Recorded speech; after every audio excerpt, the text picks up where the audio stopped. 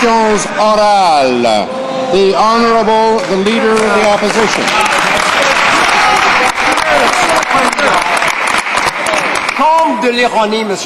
How ironic, Mr. Speaker. The minister is responsible for transparency, but he's not here, or accountability is not sitting here in the House. Michael Fortier is not sitting here.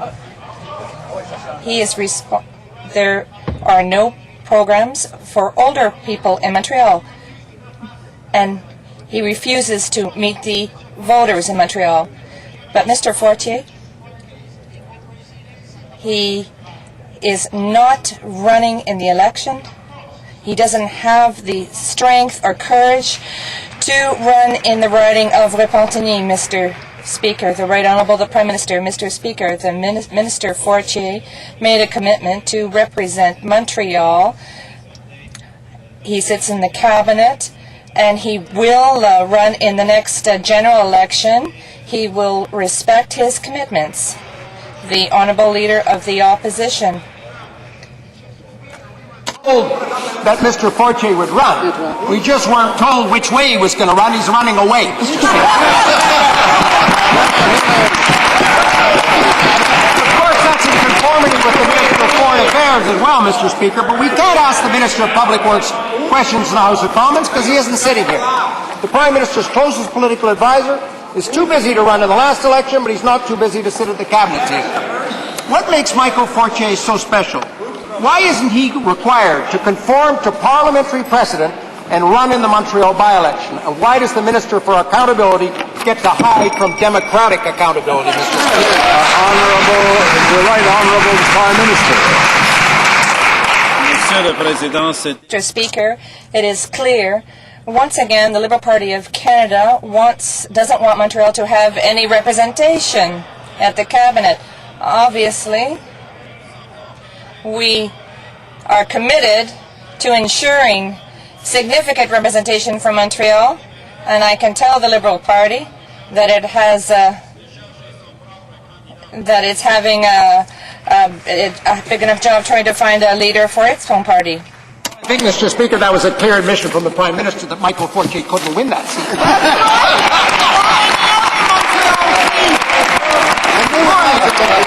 This morning, Mr. Speaker, senior officials from Public Works, the Treasury Board, and Human Resources refused to appear before the Operations Committee of this House to speak of government cuts in programs for adult literacy, women, minorities, and students. What's going on? Well, we have a Minister of Public Works who defies all precedent and refuses to run for a seat in the House, and where we have senior officials from his department and others who refuse to appear before the democratically elected representatives of Canadians in this House, Mr. Speaker. Honourable the President of the Treasury Board. Thank you very much, Mr. Speaker. Mr. Speaker, the Leader of the Opposition is entitled to his own opinion, but the Leader of the Opposition is not entitled to his own facts. In fact, I appeared as President of the Treasury Board, the Secretary of the Treasury Board appeared, the Assistant Deputy Minister at the Treasury Board appeared before the Operations Committee all last week, Mr. Speaker. The Honourable Member for Westmount Ville-Marie. Mr. Speaker, the Prime Minister appointed Michael Fortier to the Cabinet to represent the people of Montreal. Yesterday, he had the nerve to say that his minister is doing good work.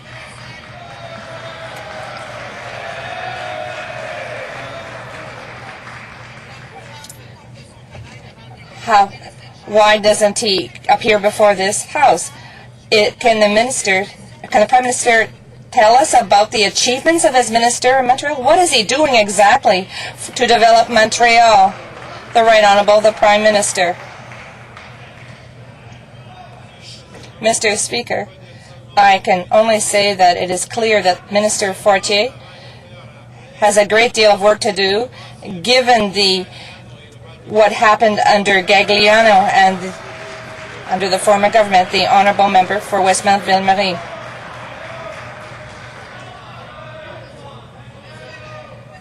Mr. Speaker, the Prime Minister is not able to give us one accomplishment. It's all talk, talk, talk.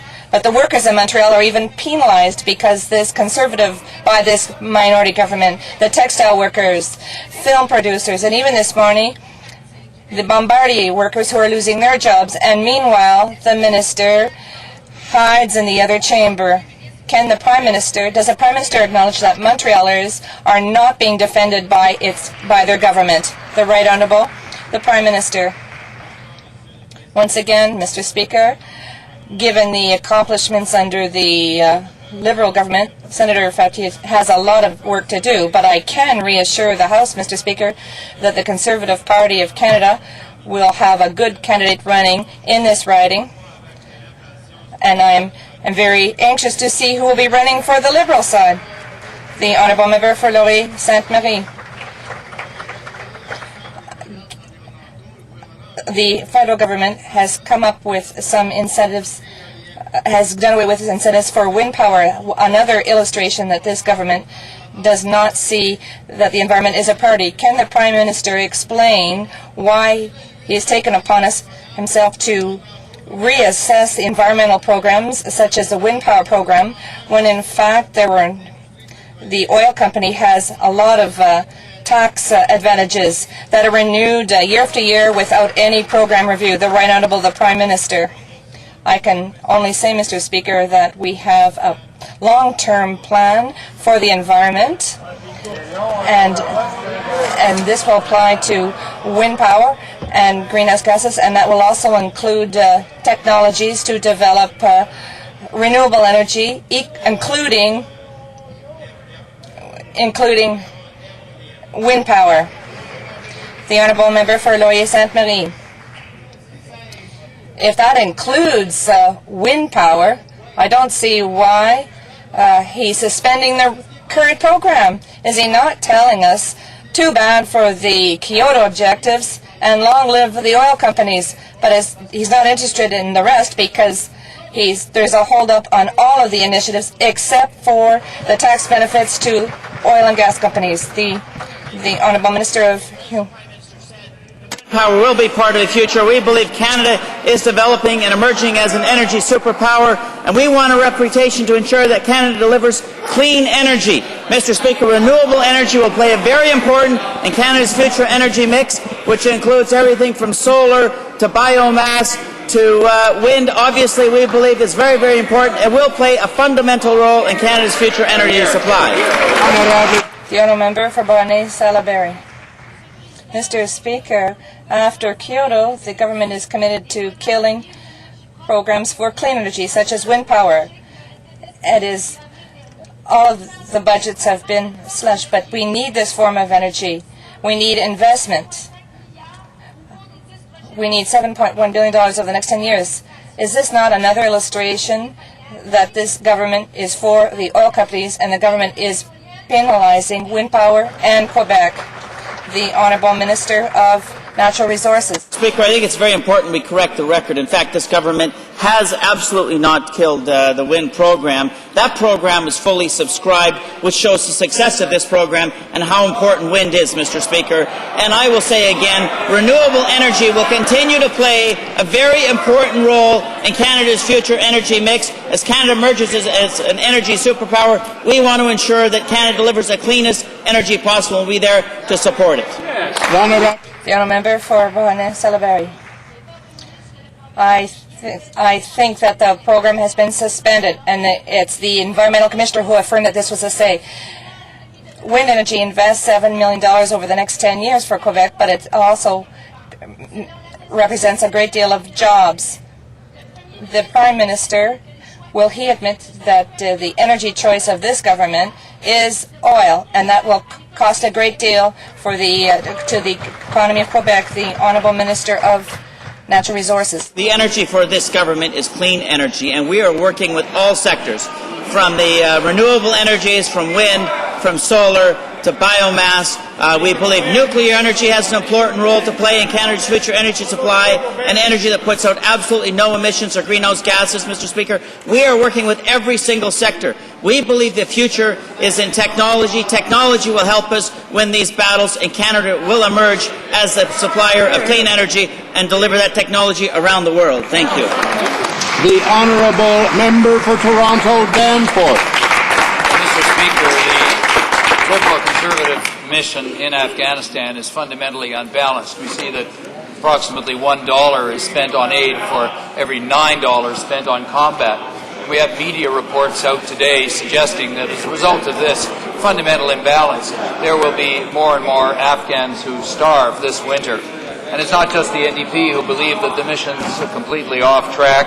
Dale Wilson, whose son died in Afghanistan, said yesterday that despite originally supporting the mission, Mr. Speaker, and I quote, "The mission isn't moving forward and my support has wavered."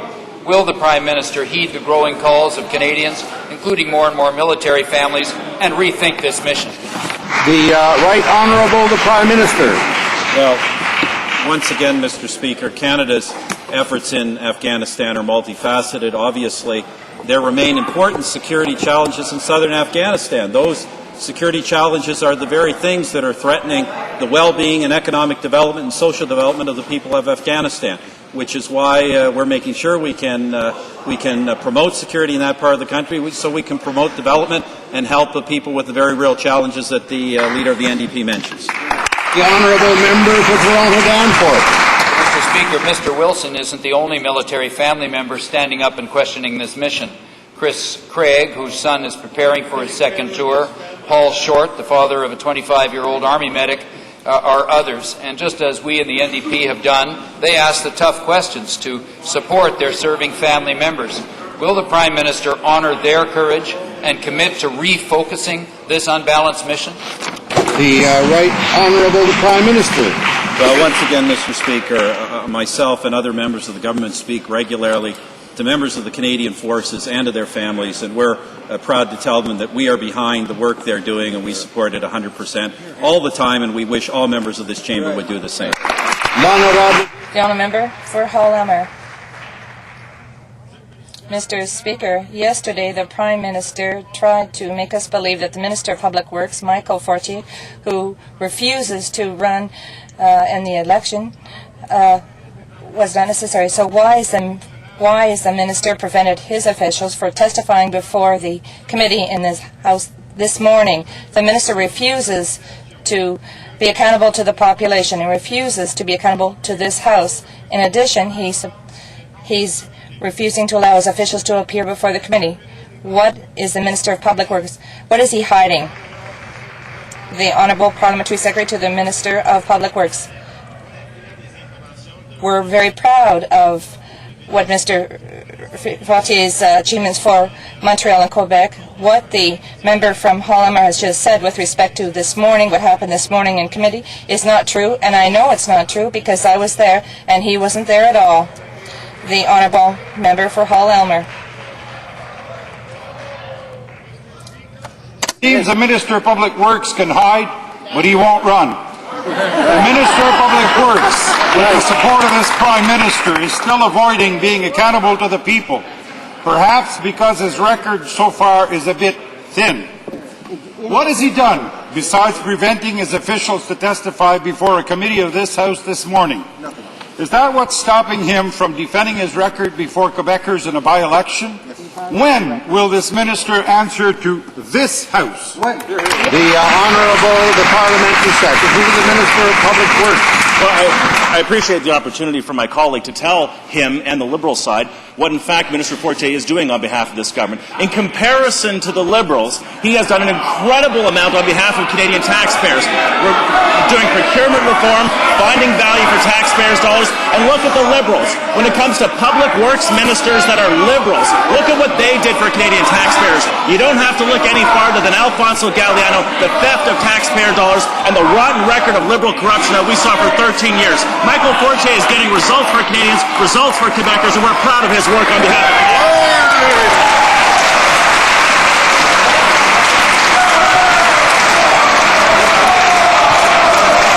Order. The Honourable Member for Mississauga, Brampton South. Order, Mr. please. Speaker, late yesterday, officials from Human Resources, Public Works, and Treasury Board were ordered by government officials not to appear before the Government Operations Committee. These public servants had been scheduled to testify about the mean-spirited budget cuts of this minority Conservative government. Why are the ministers preventing public servants from testifying on the impact of the government's ideologically driven attack on adult literacy and the Core Challenges program? The Honourable the Parliamentary Secretary to the Minister of Public Works. Mr. Speaker, we are proud proud of the federal budget that we passed this past spring, and we're proud of the budget decisions that we made. We're not muzzling anybody. The minute the President of the Treasury Board was before the committee with his officials, Minister Fortier is going to be before the committee. Any minister that the committee wants to have before the committee will be there to proudly talk about the fiscal record of this Conservative government. We found $1 billion in responsible savings, and we're going to pay down the federal debt by $13 billion, giving my generation an opportunity to have a brighter future, because Liberals are racking up the debt, and that's irresponsible, and we're going to fix their mess. The honourable member for Mississauga, Brampton South. Order, please. This is just pathetic, Mr. Speaker. They're proud of government cuts. First they muzzle cabinet ministers, then they muzzle their own caucus, and now they're muzzling public servants. And it gets worse, as my colleague mentioned. The Minister of Public Works, who can't answer questions in the House of Commons, is not allowing government officials to answer questions in committee.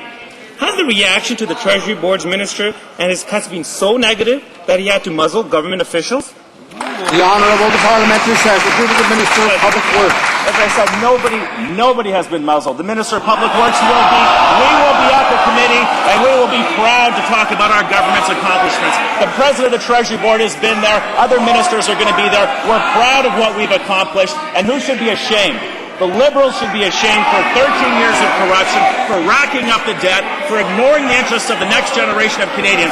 Our fiscal plan, which was just announced by the Minister of Finance and the President of the Treasury Board, is going to pay down $13 billion in the public debt, saving $650 million this year, the next year, and the next year, so that we have resources to give Canadians the services that they need.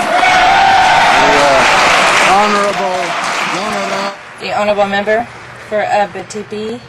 Timiskaming. Mr. Speaker, the Aboriginal people in Mastanash, near Robertville in Quebec, have an important socio-economic forum over the next few days. The federal government will certainly participate in this forum. How will the Prime Minister explain to them that Canada is the only country in the world, with the exception of Russia, to have voted against the UN Declaration on Aboriginal Rights, and Honourable Minister of Aboriginal Affairs? I'm proud to co-chair the Socio-Economic Forum in Mastawish. With my colleague from Quebec, I'd also like to congratulate Chief Ghislaine Picard for all of the work that has been done in organizing this forum. Our government will be well represented by the members of the House of Commons, the member for Louis-Hébert, the member for Lévis-Bellechasse, the Minister of Transport, and the Minister of Economic Canada. The Honourable Member for Abitibi-Témiscamingue. Mr. Speaker, I think that the Minister didn't understand my question, so I will ask it another way. The Minister, is he not ashamed to go to Mastawish when in fact he's against the UN Declaration of Human Rights, and he's against the Kelowna Agreement? The Honourable Minister, Aboriginal Affairs and Northern Development. I appreciate the question put by the Honourable Member, and he is referring to the UN Declaration on Aboriginal Rights. We will support the declaration, but the declaration has to be clear, responsible, and equitable. And that's the objectives of this government, Mr. Speaker. The Honourable Member for San Bruno, Saint-Hubert.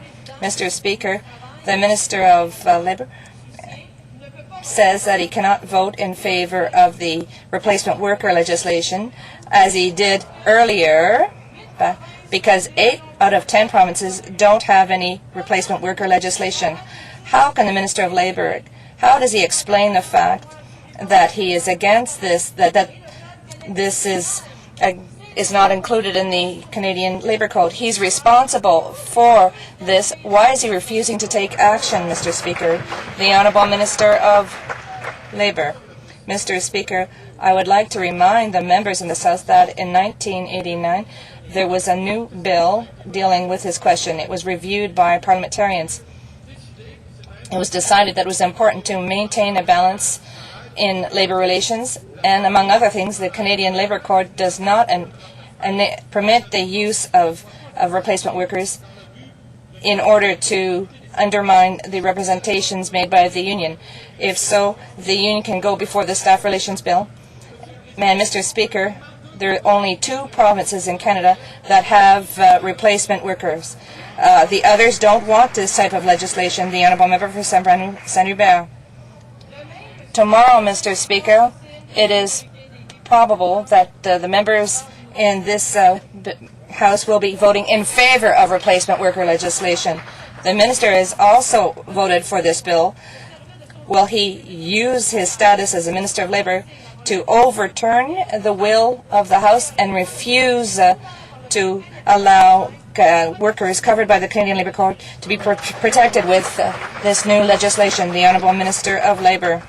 Mr. Speaker, since the implementation of the 1989 Act, there has been in Canada 18 complaints of disloyal practice.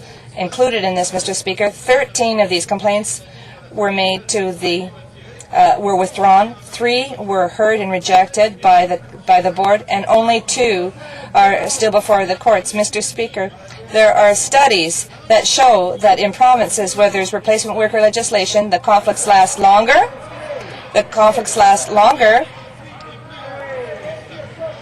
And the actual strikes last longer as well. The Honourable Member for Honoré-Mercier. Mr. Speaker, last Thursday, when the Minister of Transport was waging war against the government of Quebec about Kyoto, his colleague, the Minister of the Environment, obtained a perfect score by being criticized by absolutely everybody. Today, we find out from the French newspaper Le Monde that the government deplores the fact that our government caved in to George Page. That's starting to be embarrassing, Mr. Speaker.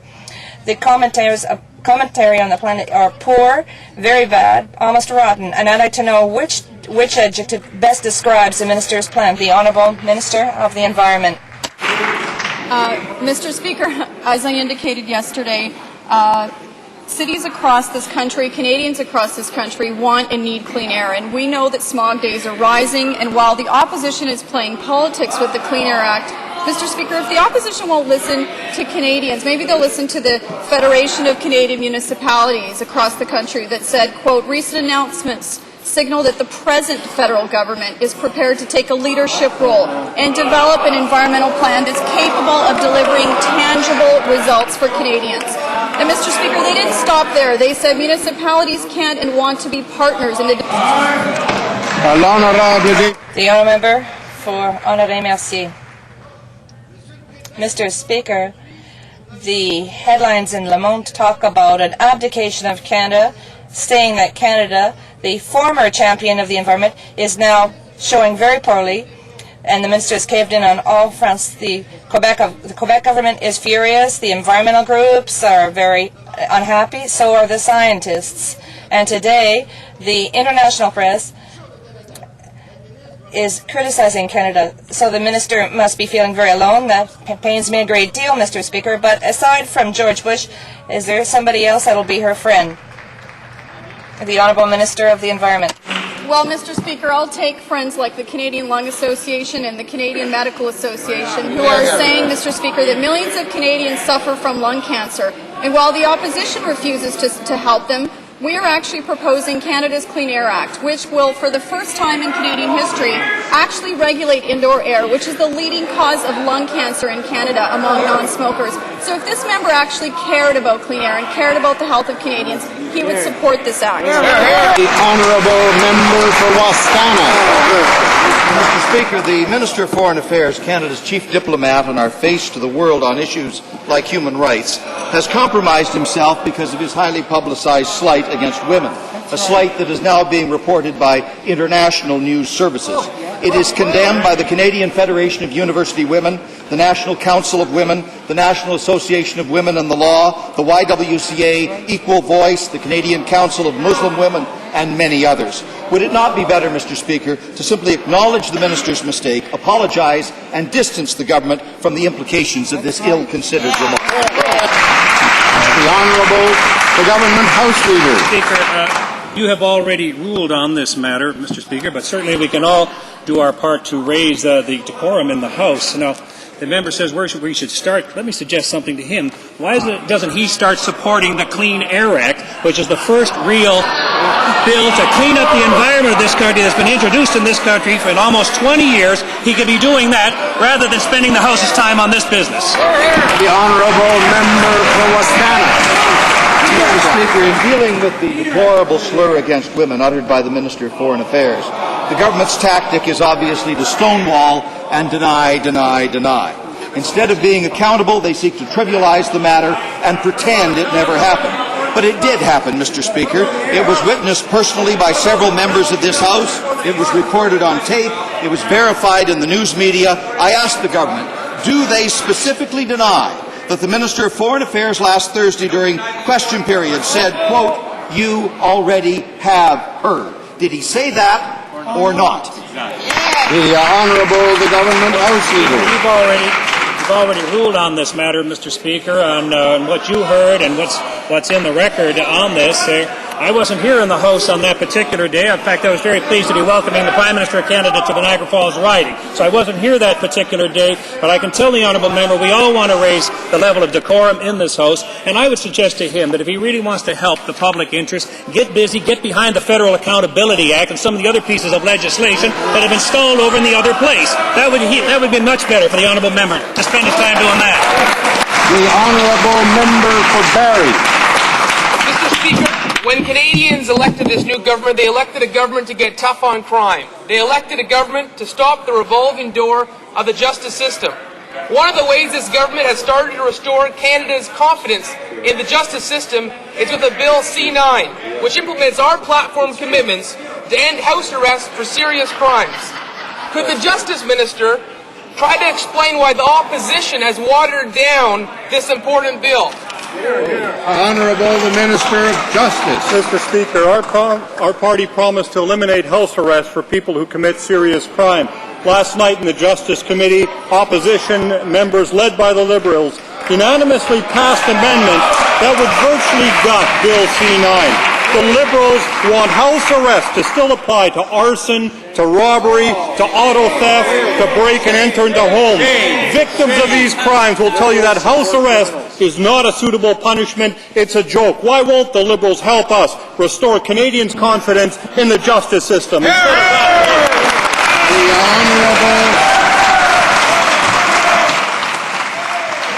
honourable member for London Fanshawe.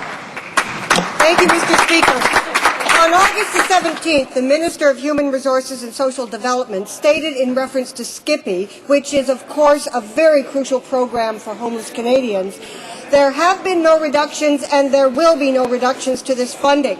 I would like to ask the Minister what funding plans the government has for Skippy in the fiscal year 2007 and 8 and fiscal year 2008-2009. Honourable the Minister of Social Development. Well, Mr. Speaker, this government cares about the homeless. That's why one of our earliest actions was to extend the National Homelessness Initiative, because we wanted to ensure that the needs were being met. But, Mr. Speaker, we also promised Canadians that we would review all programs to make sure that they were delivering value for money. So, Mr. Speaker, we're taking advantage of delivering these programs to meet the needs while we evaluate them and look for opportunities to even better serve the needs of the homeless. Honourable member for London Fanshawe. Mr. Speaker, this government's review is a sham. On the Treasury Board's own website, this government admits that it's going to cut 99% from Skippy funding, from $133 million to $2 million a year. The government can't deny it. It's on their own website. Can the minister explain how cutting 99% of the Skippy budget will help homeless Canadians? And can she explain why $131 million has been cut from a program she said she would never cut? Honourable the President of the Treasury Board. Mr. Speaker, I want to be very clear to the member for London Fanshawe that this government has no intention of cutting Skippy. Honourable member for Churchill. Mr. Speaker, 2 Canadians are fighting for their lives in a Toronto hospital after contracting botulism from contaminated carrot juice. Now we learn that the Public Health Agency of Canada and the Canadian Food Inspection Agency saw the warnings and advisories from the U.S. a full 2 weeks before they passed this information on to public health officials. Canadians need to know when food products are not safe. They depend on the government to protect them.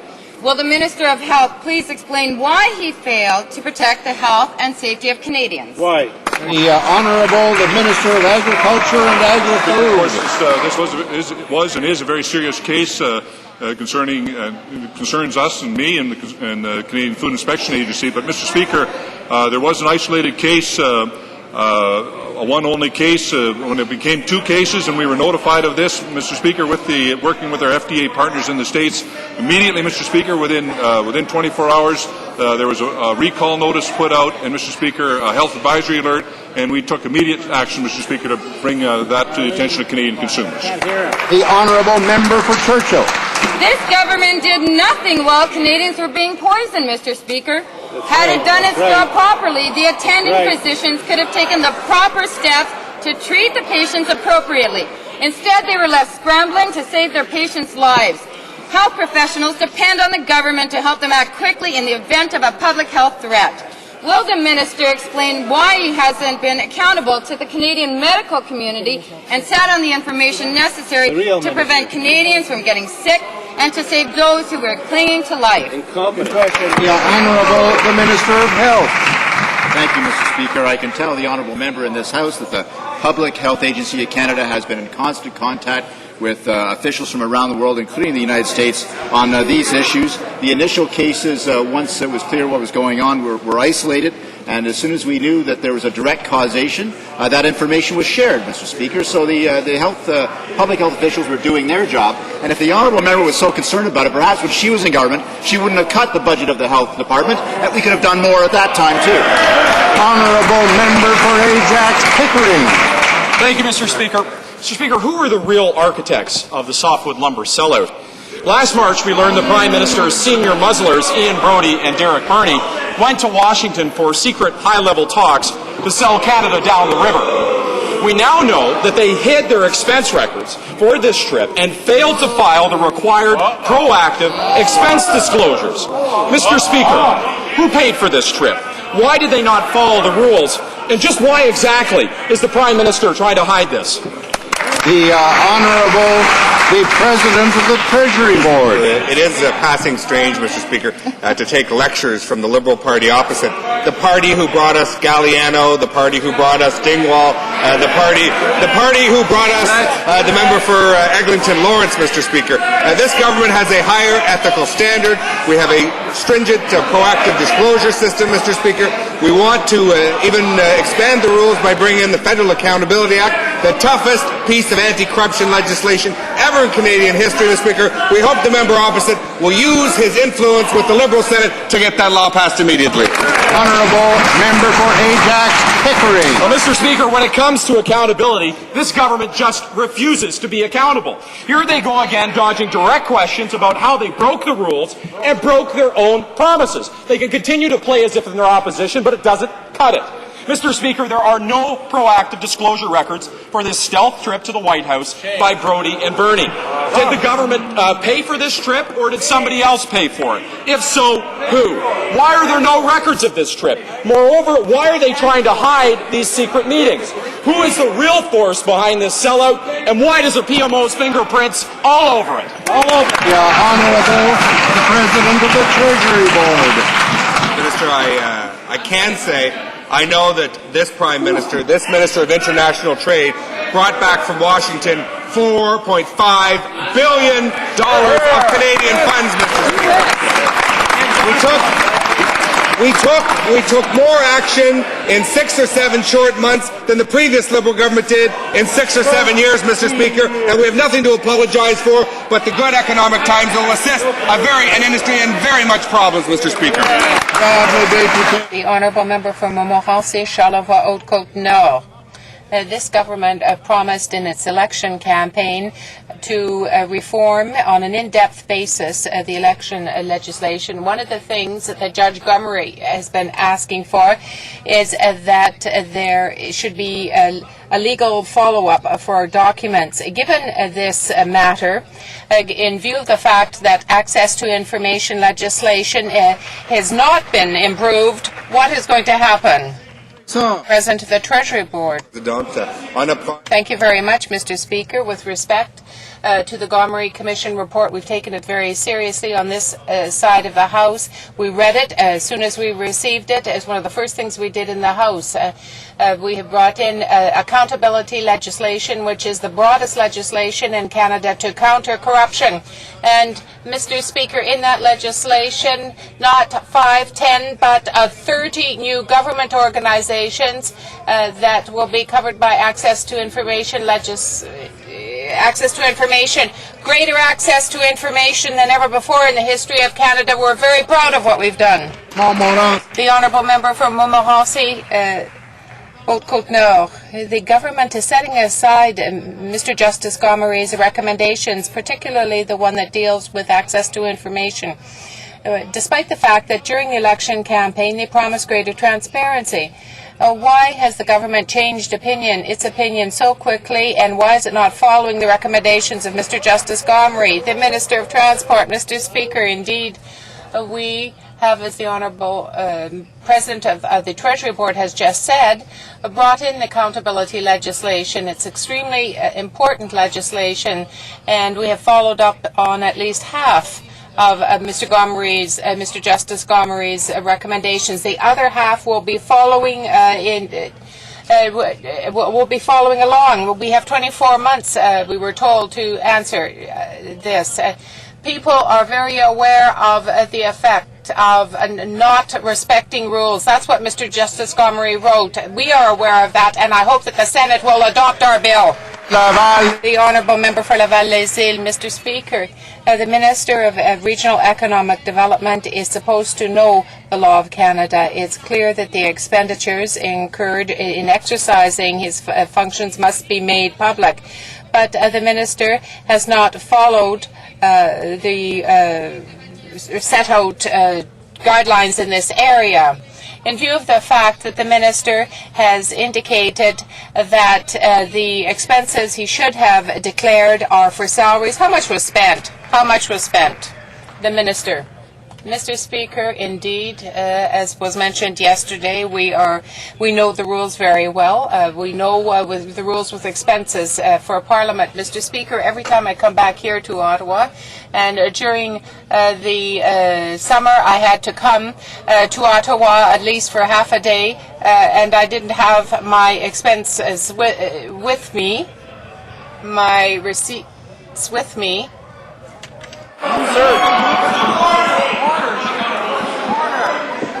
Order. The Honourable Minister will want to complete his answer. That being said, Mr. Speaker, the expenditures that are on the website are those that are up to date, and others will follow in the next report. They'll figure in the next report. The Honourable Member for Simcoe North. Mr. Speaker, like many Canadians, I was horrified to hear that earlier this week a known sexual predator was exiled from the U.S. to serve his 3-year probation here in Canada. As our laws are currently written, this man, Malcolm Watson, could not be charged in Canada for the same type of crime he committed in the U.S. Can the Justice Minister inform this House about what measures this government is taking to protect our youth from adult sexual predators? Honourable the Minister of Justice. Honourable member very much for her important question. Bill C-22 proposes to increase the age of protection from 14 to 16 years of age. It also puts in place a close age exemption of 5 years. The purpose is not to criminalize consenting sexual activity among teenagers, but to protect 14 and 15-year-olds from adult sexual predators. Mr. Speaker, this is a common-sense approach. It's supported by police and the public across this country. The opposition should also step up, support this bill, get it through the House. Honourable member from Nanaimo Cowichan. Canadians' attention was recently focused on the appalling third world conditions in the community of Pikangikum, where only 5% of the homes have running water. It seems this didn't matter to this Conservative government. Even though people are using pails to get water out of local lakes, this community was left behind when high-risk water systems were identified. Mr. Speaker, Where is the minister's promised action on clean drinking water? And when can the people of Pikangikum expect the same access to water as the people in Calgary, who the minister represents? Honourable the Minister of Indian Affairs and Northern Development. Mr. Speaker, I'm well aware of the difficulties with the water system in Pikangikum. We have representatives working on that. They have met with the community. I met with my department about that as recently as last evening. I can say that we're making progress with respect to water. As the House knows, within 45 days of becoming the minister, we embarked upon a water strategy. We've identified the high-risk communities. We're dealing with those. As recently as this past weekend, I opened a new water facility in the Eden Valley Reserve. I was the first minister to ever appear on that reserve, Mr. Speaker. Honourable Member for Nanaimo Cowichan. Well, Mr. Speaker, it sounds like a lot more talk and just not enough action. Aboriginal communities in this country are desperate for this government to take actual action on clean water. The minister's expert panel on drinking water submitted its report more than a month ago, and the minister promised to release the report in September. Quote, "A report of the findings will be made public in September 2006. That's from the minister's own release. Where is the report? It's nearly the end of October. When will the minister release the report and its recommendations? Honourable the Minister of Indian Affairs and Northern Development. Well, once again, Mr. Speaker, this is a matter that we embarked on shortly after becoming government. I did strike a panel in concert with the Assembly of First Nations. That panel has worked across Canada. They've conducted public hearings. It's an expert panel. They have prepared a first cut of their report. I expect to meet with them shortly. I expect to have the final report in final hands to share with the House of Commons sometime within the next 30 days, Mr. Speaker. Honourable Member for Brant. Mr. Speaker, my question is for the Minister of Agriculture. This government made an extensive list of promises to tobacco farmers, yet today there is still no strategy, no timeline, and certainly no money for these farmers. How can tobacco producers in my area plan for the future without a concrete timeline from the federal government? When will tobacco growers know what their future holds? In short, when is this government going to keep its promises to tobacco farmers? Oh, the Minister of Agriculture and Agri-Food. Thank the honourable member for his question. As recently, I think it was last week, perhaps the week before, the Minister of Health and I sat down with the tobacco producers here in Ottawa. We have had ongoing meetings with them to try to chart a path forward. Mr. Speaker, the tobacco producers themselves have put some suggestions forward. Their suggestions range in price tag up to $1 billion, Mr. Speaker. We are working with the Ontario government as well to try to find the best path forward that is both affordable and will help tobacco farmers transition out of the industry. Honourable Member for Abbotsford. Well, Mr. Speaker, on June 22nd, the Prime Minister followed through on a promise to Chinese Canadians. He offered a full apology for the head tax imposed on them between 1923 and 1947. The head tax is a sad chapter in the history of our country, and Chinese Canadians have been waiting a long time for redress. When the Prime Minister delivered a full apology on behalf of all Canadians, he also promised that our government would make symbolic payments to surviving head taxpayers or their spouses. Can the Minister of Heritage please update this House on the status of these payments? The Honourable the Minister of Canadian Heritage. Well, Mr. Speaker, after over 17 years of the Chinese community demanding recognition, they were ignored and no apology, no redress. Well, this Prime Minister and Canada's new government has acted. In June, the Prime Minister apologized in this House. This past weekend, I had the honour to present the first payments to 3 living head taxpayers. Mr. Speaker, they asked me to thank the Prime Minister and to say that he was a great man. The spousal payments will be coming shortly. Mr. Speaker, this government, Canada's new government, does the right thing and fulfills its promises. The Honourable Member for Halton.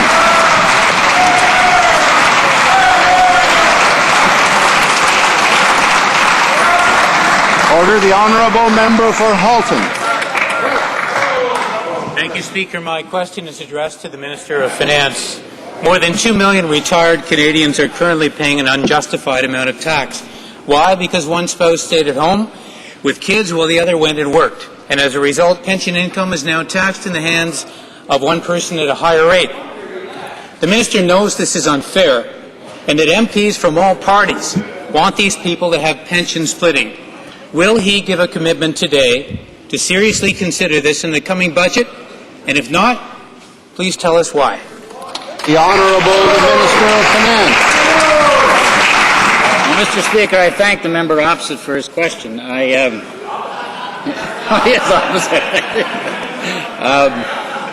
We increased the pension income credit for the first time ever in Budget 2006. Not just increased it, but doubled it from $1,000 to $2,000, benefiting seniors across Canada. I understand the concern of the member for that particular issue of income splitting, which is a significant issue. It would affect the entire income tax system, which is based, as you know, on the individual. But it is worthy of study, and we're reviewing it. Thank you. The Honourable Member for Laval. Mr. Speaker, last Friday, Health Canada allowed for breast implants to go once again on the market here. To the Minister of Health, can he tell this House why Health Canada made such a decision when on October 12th, new allegations of a scientific study with respect to a company that gave erroneous information producing these in the United States leads us to doubt about the safety of breast implants. Thank you very much, Mr. Speaker. I would like to say to the honourable member that scientists, experts, have written more than 65,000 pages of documents, some 2,500 scientific articles as well, and they are quite confident that they are safe. I would like to draw to the attention of honourable members the presence in the gallery of Her Excellency Gunilla Carlsson, Minister for International Development and Cooperation and Acting Minister of Trade for Sweden.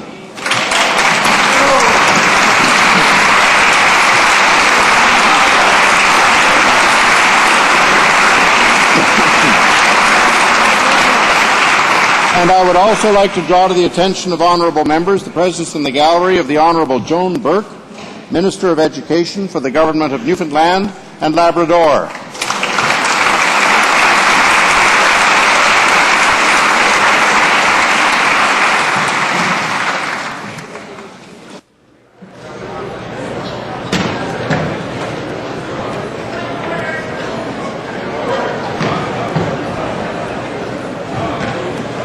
Order. The honourable member for London West is rising on a point of order.